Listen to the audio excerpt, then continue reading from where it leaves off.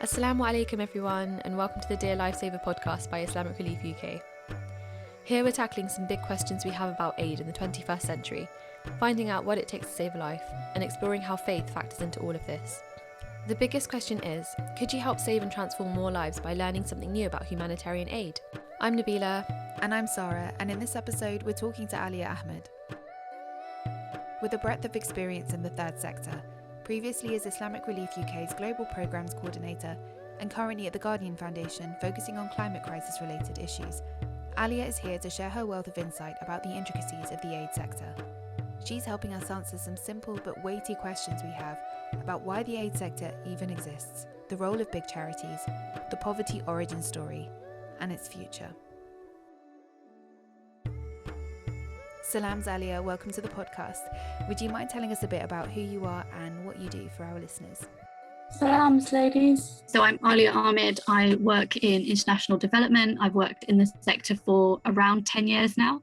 So currently working for a climate change foundation. I had done quite a lot of work on climate change adaptation and mitigation, actually when I was at Islamic Relief, particularly working with communities in Bangladesh, East Africa and Sudan. But I had never worked on root causes and impacts and kind of the technical response to climate change. But it was a really interesting role and a kind of opportunity to be on the other side. So I've always been in that cycle of, applying for funding, implementing the project, then hustling for more funding, showing that what you've done is really good, and constantly in that cycle, which I think, people who work in that sector understand.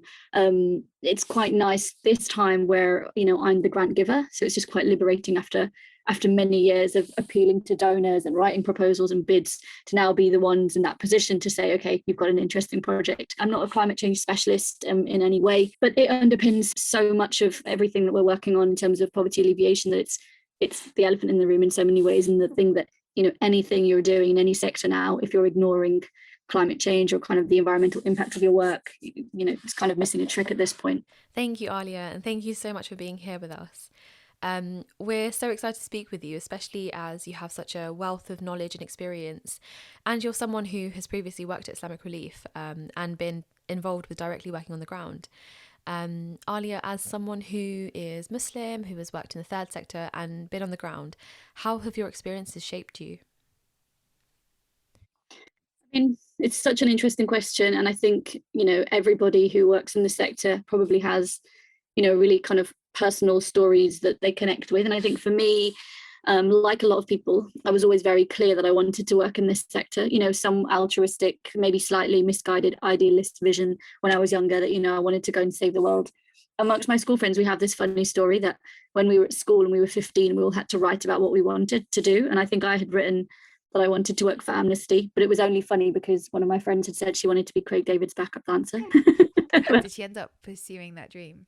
No, she's in corporate finance. But, I had always known that I wanted to work in this sector. And I think one of the biggest feelings I have is just so much gratitude of being able to. Because I think once I got over, well, this is what I want to do, then it was understanding what the sector actually is. There's this idea of like what people think you do, and it's handing out water to people, and what you actually do, and it's like Excel spreadsheets. But like the reality of this work is it's complex problem solving, and that's at the core of it. That's what you're doing when you're working in this sector. But I think as someone who's Muslim working for Islamic Relief, I think I've been really overwhelmed with some of the beneficiaries I've met as part of our work, but even more so, super overwhelmed by our colleagues in the field. Because I think that was I felt such a great sense of pride, and still do, for working for Islamic Relief, of kind of this tiny organization that grew into this, multi-tentacled organization with partners and with field offices and staffed by the most incredible people. And I think, I always reflect that that's something I'm very grateful for, to have worked with and met so many fantastic colleagues kind of all over the world. But, certainly my time at Islamic Relief was a training ground for me in this sector. It kind of taught me the nuts and bolts of what it is we actually do, how the business of the work runs. And also just, as I said, met some fantastic colleagues who are just, super smart and leaders in their field. And I suppose that experience will have given you an insight into the complexity of the issue that is poverty and why it exists. Is there a succinct answer for how and why poverty exists in the relatively wealthy world of today? I mean, big question. Yeah. But I think it's really interesting. I think the profile of a lot of people who get into this sector is, you see things happening in other countries and you want to help. And I think probably the more you do it, the more you understand, a lot of these challenges exist much closer to home than we realize. But also, the causes and the contexts for poverty are kind of multidimensional, very complex, hampered or caused by capitalism, depending on where your politics lie in that, hampered by climate change, certainly. As individuals, one of the things that we have now is information at our fingertips in a way that we didn't, 15, 20 years ago. And I think that's a good thing because it makes people, more educated and more understanding as to the reasons behind, why this country in particular has stayed poor, even though it has received kind of support from people for 20 years, 30 years. I don't have a succinct answer, but what I encourage in all my friends and colleagues who ever ask me questions about the work I do or about, where's a good place to donate is, critical thinking and kind of approaching poverty from that perspective is kind of the most helpful long-term advice. Aaliya, you've already covered elements of this question, but there seems to be a sort of constant conversation online and offline about how people give so much to charities year to year. But why is it that they still exist? In your kind of opinion and from your experiences and knowledge, just how effective are charities in eradicating poverty? Yeah, I mean, look, I think charities, and not just because I work for one and this is what I do, I think they're incredibly effective in eradicating poverty, in providing people with opportunities, in, trying to tackle the things and the obstacles that hold people back from kind of achieving and from kind of living a life of thriving, not just surviving. There's a fantastic book I read a few years ago that I was gifted by a colleague called Factfulness by Hans Rosling. I think he's a Swedish statistician. And I think with the advent of, of the internet age and being able to access information at any point, at any time, it's very easy to, see the negatives, and it's very easy to assume that things are the same and nothing is getting better. But there are so many positives, that I see that charities have contributed to in countries with weaker governments or in countries with kind of, tighter regimes. NGOs and charities are the main source of kind of healthcare and education in so many scenarios. So I think it's absolutely fair to be critical and to want charities to be transparent. But, I certainly think they've done a huge amount to eradicate poverty, both in situations where there's a stable government. But, we see it in our country in the age of, how many years have we been in austerity? 10 years or so now. So many of the safety nets and the support networks that came out to support people were charities, NGOs, community organizations. We saw it in COVID with mutual aid organizations, and that just, on a micro scale, when governments can't support citizens and can't provide kind of the basics of education and healthcare, people step in. And on a macro scale, that looks like NGOs and kind of charities. And I think they've been hugely effective, in so many areas. So, Aaliya, off the back of that answer, I want to go back a bit for anyone who might want an insight into what structures contribute to poverty cycles around the world and why and where aid organizations are there to step in. It's really difficult, we all know that we live in a capitalist structure, and I don't think that all of us are racing to change our lifestyles and want to adopt a purely socialist way of life right now. And I think there's a lot of us who think that there is a way for capitalism to have limits and to be kind of lived in a more sensible, equitable, responsible way. But I think we all recognize that the acceleration of globalization of the world has seen so many exploited and has just seen this massive widening of inequity. And I think, understanding, it depends how SOAS we want to go, but kind of understanding structural adjustment programs of the 50s and the 60s of, the huge amounts of debts and loans that were given to third income countries from the World Bank and from the IMF, saddling countries into huge amounts of debt with very restrictive kind of payment plans. Those are some of the core building blocks that stopped countries that were post-colonial trying to be independent from kind of achieving those goals. And, people always, recently especially, have been talking about Ghana as this brilliant example of a country who, post-colonial were independent, had these kind of challenging loan stipulations, but have really managed to find their way out of that. And they're no longer a low-income country, they're classed as a middle-income country in Africa, this kind of huge success story now. So it's not that those things can't happen, but I think understanding the kind of structural origins and, the poverty origin story is really helpful in trying to understand as an individual, I keep giving to this cause, yet people remain poor, which, from a really basic understanding, you could very easily come to that perspective. And I do think that, doing a bit of research and understanding understanding, okay, why is that in particular? And I think the lazy Daily Mail answer is, those governments are corrupt and they're just stealing all the money that we want to donate, which, is factually inaccurate and kind of, a bit of a lazy right-wing response. It's not that there's not truth to those things, but, that isn't the reason why countries necessarily always stay poor. But I think, I'd probably do what I urged before, which is really encourage people to be critical in their understanding of situations. And I think in a lot of ways, that's why, trust between an individual and who you're donating to is so important, because I think, we all, when there's passion projects or causes that we have, we know who to donate and we know who to support. But if an earthquake happens on the other side of the world and we want to donate, that's where large organizations with experience, with networks, with teams, with resources are able to step in. And so I think as much as being critical and kind of trying to understand, why is this particular country or this particular region kind of poor, in quotation marks still, I think it's really important to kind of do a bit of research and have a look at, okay, what's happening here behind the headlines or behind the charity messaging I'm getting. And I mean, that's a whole other conversation about irresponsible charity marketing and kind of, fundraising, which tries to appeal to, in some ways, the lowest common denominator of, you must give food and children with flies around their heads, which, I would say I don't think people are still doing, but I do still see ads like that in the middle of the day. And so, I mean, it still exists, sadly. And one of the questions that's often asked by our audiences, especially on social platforms, is around marketing and admin. Things like, why are you guys not 100% donations? Why are you even being paid a salary? Which is, of course, like a whole other topic. But I guess my question to you is, what more can be done outside of donating money? Should it just end there? I think it's a really good question. And I think, I'm not, I don't know what the words, I'm not a life coach or a cult leader trying to give people life lessons, but I think one of the things that's really important is that we don't outsource our like moral good, is that we don't think, okay, I've donated money, so that's it. And I think, so many of the things that keep people in poverty, both in this country and in other countries, there are things that are avoidable. There are things like having resilience as individuals, as families. There are things like, building up your risk to vulnerability. Obviously, climate change is huge, equitable gender relations. These are things that you, in your own space, whether you're a man or a woman or whatever situation you're in, you can contribute to. And I think, I'm not meaning to sound kumbaya about it, but I think it's really important because, I think we've all felt very vulnerable in the last 12 plus months. And I think that should ideally have modeled, the way that we want to live moving forward.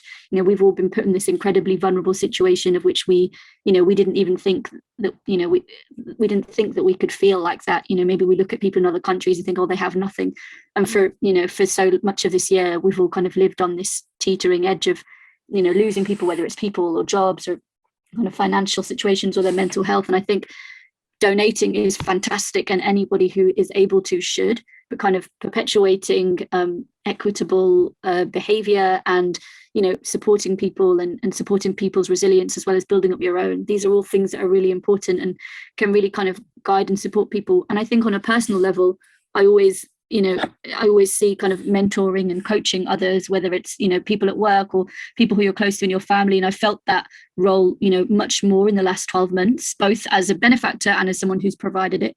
And I think it's a really, important thing. So much of what we say to women in the workplace or kind of young girls struggling to finish school or education is, we'll connect them with a mentor or we'll buddy them up. And I think that kind of behavior at the basic is, human beings coming together, whether it's I've got a contact and, I can help you with this piece of work, or, this is a really important networking event to come through at work. And I think it's a micro example, but I think that on a much bigger scale and that kind of openness, kind of mutual support rather than competition is a really powerful force in the world.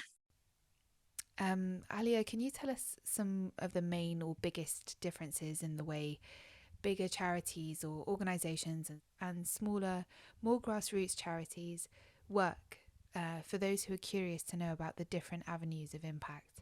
Yeah, I mean, I think my advice to people on that when they ask, because often, whether it's my parents or friends, I often have people saying, what cause should I give to? I want to give some money to this particular earthquake, who do you recommend? And so I always say, if there's a particular passion project, so if people are really, really want to support acid burn victims, or they really want to support kind of people in a particular country, then I always, encourage them to do a bit of research, find a country, or, have a look at Kiva, or find someone that represents kind of your interests and support them. Because I think that kind of strategic support is really important. But often there are situations where it is really difficult to find those methods for donating, and I think that's where large organizations just have an incredible scope that smaller charities can't necessarily compete with. I remember working with Islamic Relief in Kenya and traveling in kind of the northeastern regions. And sometimes the team were traveling for 5-7 hours delivering Ramadan packages. And I really thought, like, wow, like to do this kind of work, you need to have a network, you need to have the resources, the skills, the understanding. It's something beyond getting on a plane and raising £10,000 and kind of donating it. And I applaud people for those kinds of efforts as well. But I think there's a real difference between doing a good thing and doing something that creates impact. And I think they're, slightly different things. From a really small example, it's a good thing to give a homeless person £10. It's a very different thing to, support a charity with a larger amount that's supporting people with kind of longer term housing needs and looking at mental health challenges or all the underlying issues that lead to that problem. So I think both can work really well. And I think both have their place, definitely. And when I left Islamic Relief, I went to work at a much smaller, a tiny 5-person global health organization. And I saw the kind of work that you could do with, 10,000, 5,000, 3,000 pounds of very, very targeted work with exactly the right people. But that work also requires huge amounts of resource, whether it's, most of that really was human resource. And that work requires people to, there's still a cost for that work, essentially. It's just a lot of the time unpaid labor. I worked at an organization that supported anaesthetists in low-income countries.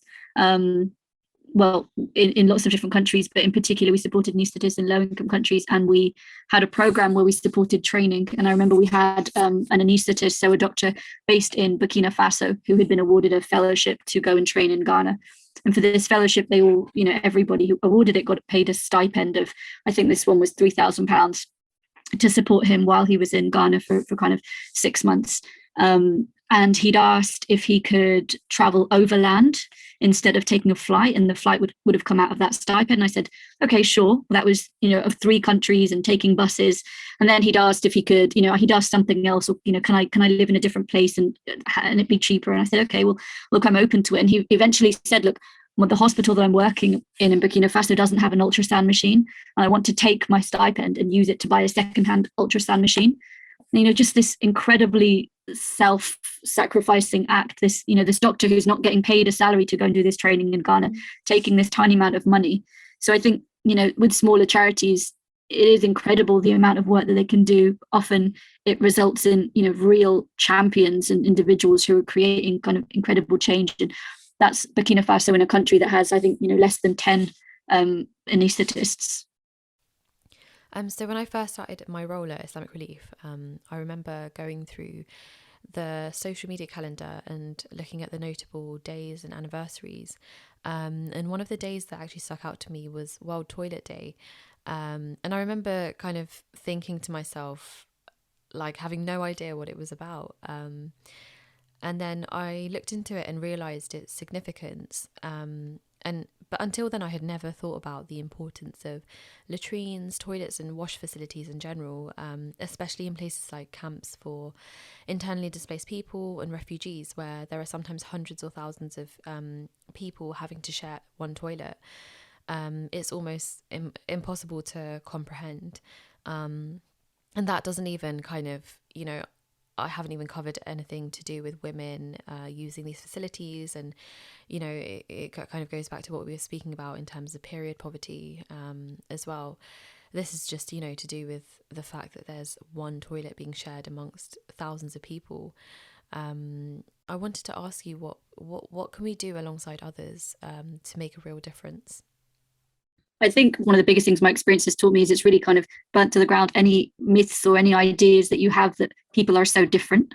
You know, I think before, maybe when I was first traveling, I definitely think I'm quite a confident person, but I was, you know, I held back in the field. I was unsure about, you know, I wanted to be respectful both to colleagues and to beneficiaries, and maybe was unsure and about kind of maybe how to connect. And I think the more experience I had and the more I kind of worked with other colleagues and kind of observed, you know, you just realize the universality of humanity. And, you know, I have been inspired by so many of the colleagues I've worked with and so many of the people that I've worked with.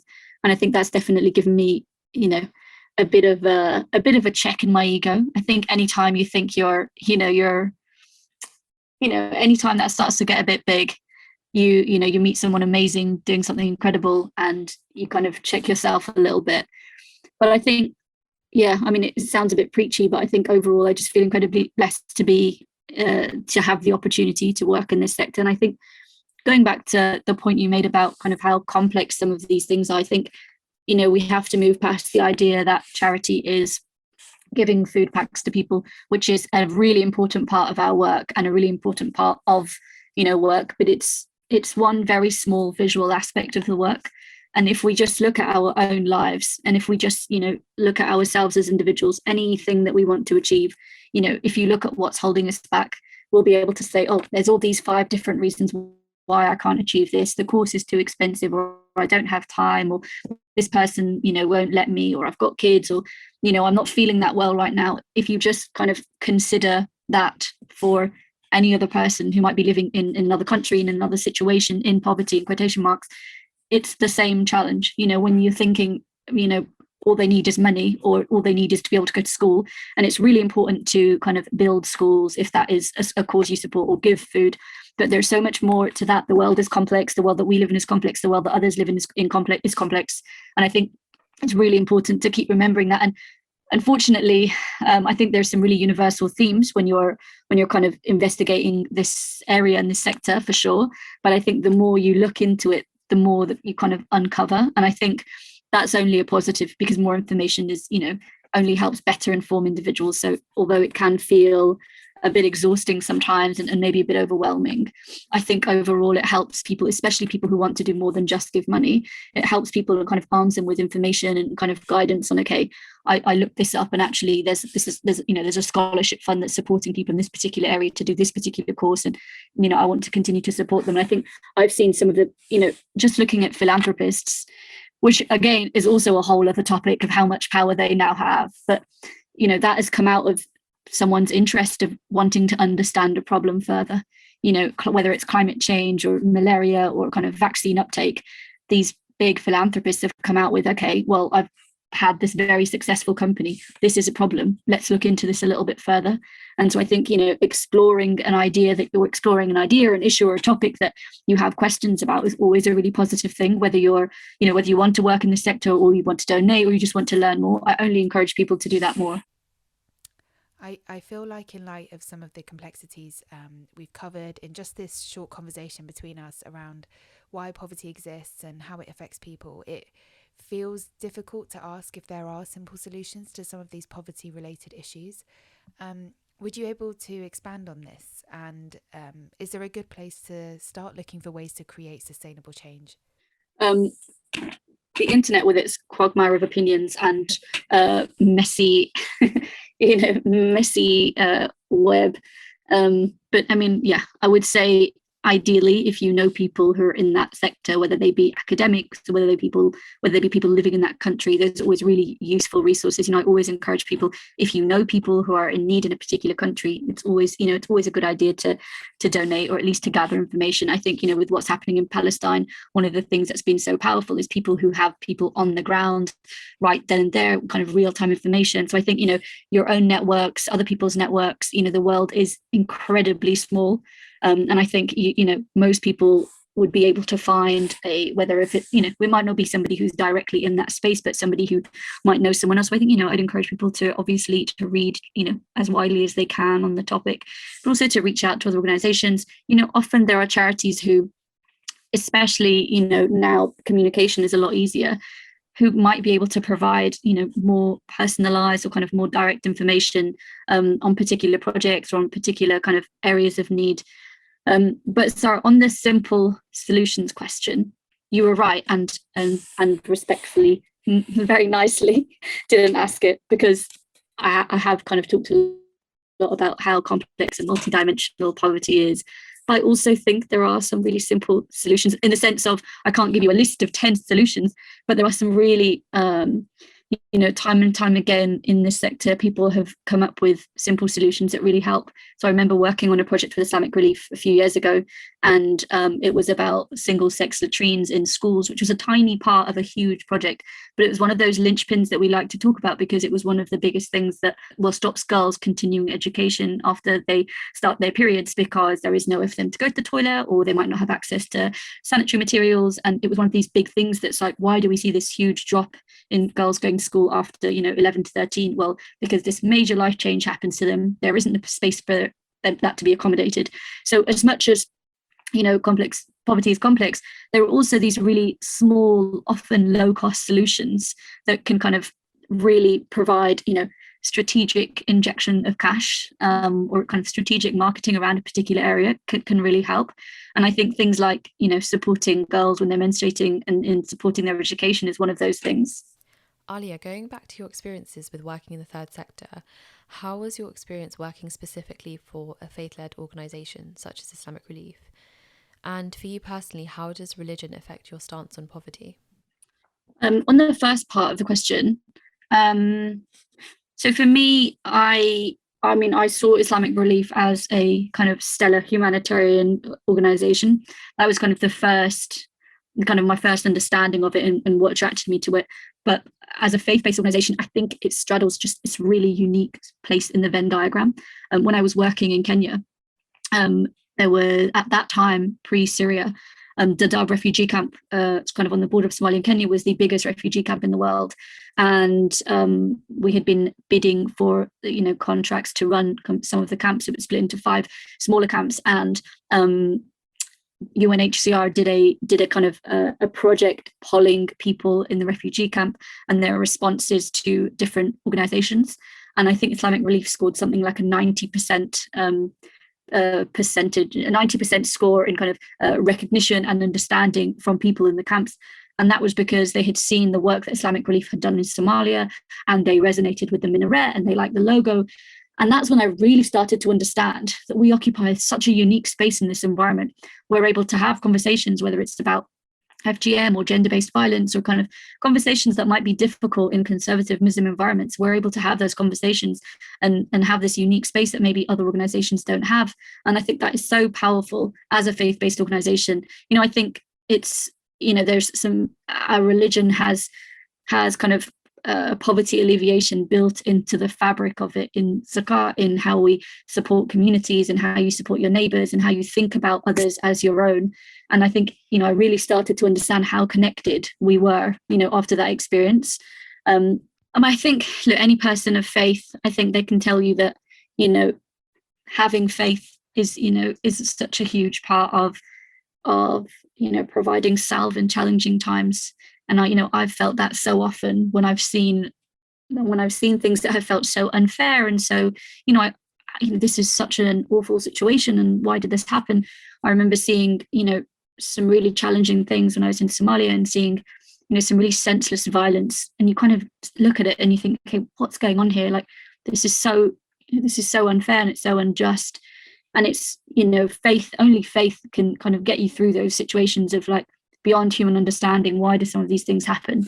And that's really, I think, a part of where my faith and kind of my connection to God really helps me, because there are some things that we you can have an academic answer, it's this kind of behavior and people grow up in these environments, and it's a resource grab, but you feel a certain kind of way about it, and I can't always intellectualize everything. And I think having faith really helps in those moments when you feel a little bit hopeless. So I think, in a really personal way, that's kind of guided me and kind of given me hope in sometimes hopeless situations.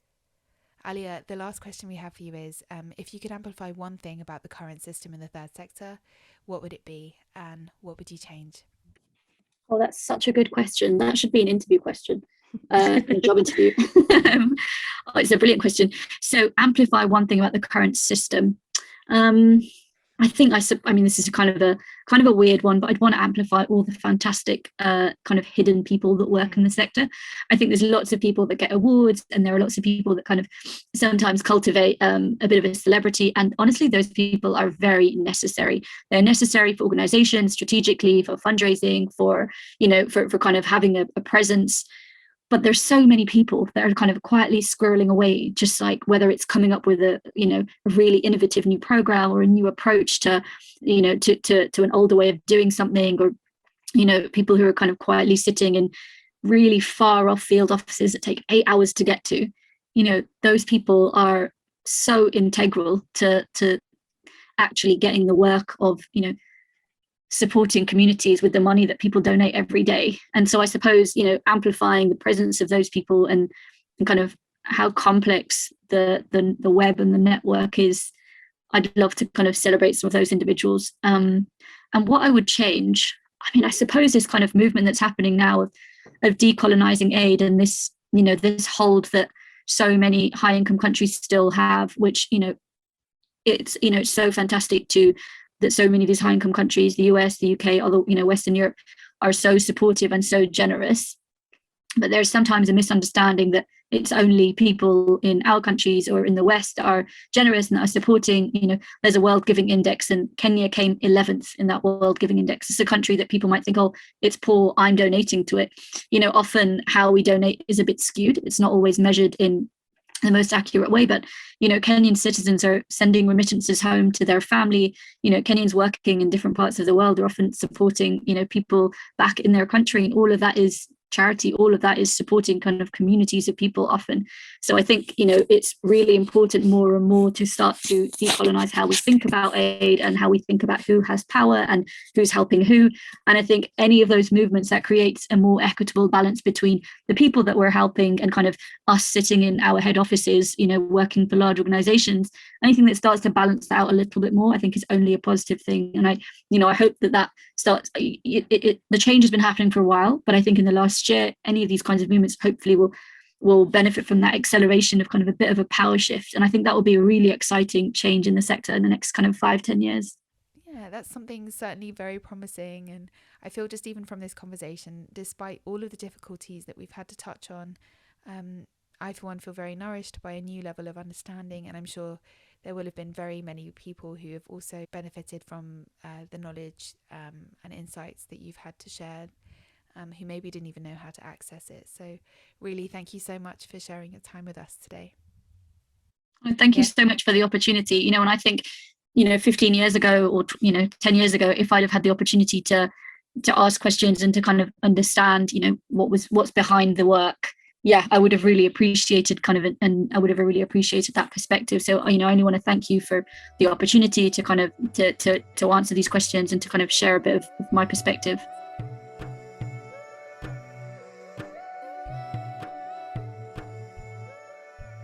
Thank you to Aaliya for joining us for that conversation. In this segment, Nabilah and I like to get back together and discuss some of the things that resonated with us most, and maybe some of the lessons that we've implemented in our daily lives. Nabilah, what did you take away from that conversation? Yeah, I really loved that conversation. I think that it was really needed, and it's just so incredible the amount of kind of knowledge and experiences that Aaliya has within the sector. It's stuff that's not really that accessible as well either. Like when you're first starting out, and one of the things that she said was, when you're young, you have this kind of like idealistic, altruistic kind of idea of your role in the world or how to make a difference. And the thing that always occurs to me is that accessible to people who want to pursue a career in the third sector, but equally it lends itself to a lot of misconceptions as well. And I think that's why this episode is really useful for me. Yeah, I love the stories that she had to tell as well, especially the one about the doctor who had saved his stipend to buy a secondhand ultrasound scanner for the hospital he was working in. And I think sometimes when you donate to charity, you don't that's kind of it, and you feel good about yourself, and you don't sort of zoom in and think about these really specific machines or tools that are needed just for someone to be able to survive. Or like that same example, have a simple ultrasound scanner to check your baby's health. We're so privileged here to be able to have the resources and tools that we have, and I think often we just get so disconnected from the rest of the world and how scarce these resources are. It's conversations like this about the aid sector and what purpose it serves from like a macro lens, and then also these very important anecdotes on the ground as well that kind of give you this really complex understanding of what the aid sector in its entirety actually is. And I think every episode that we've had up until this point has really situated this conversation for me, because even like with regards to the overarching question of like why poverty still exists that we asked Aaliya, because it has shed light on all these very, very, very many causes of the perpetuation of poverty, not just in domestic cases but internationally as well, and like what that requires of organizations and systems that wish to share the abundance that we have here in parts of the world with those who need it to create sustainable change. For me, this is just part of the journey of understanding why the aid sector exists and how many, mashallah, bases are being covered, even what the holes might be, but also just how that journey will improve. So if anything resonated with you from this episode or inspired you, or you have any questions you'd like us to cover in an episode, why not get in touch with us? You can find us on Instagram, Twitter and Facebook at Islamic Relief UK. And for future episodes, make sure you guys subscribe to the Dear Lifesaver podcast on Acast, Spotify, Apple and all major streaming services. Thank you again to Aaliya for joining us for this episode, and to you, of course, our listeners. We'll see you next time, inshallah. Assalamu alaikum.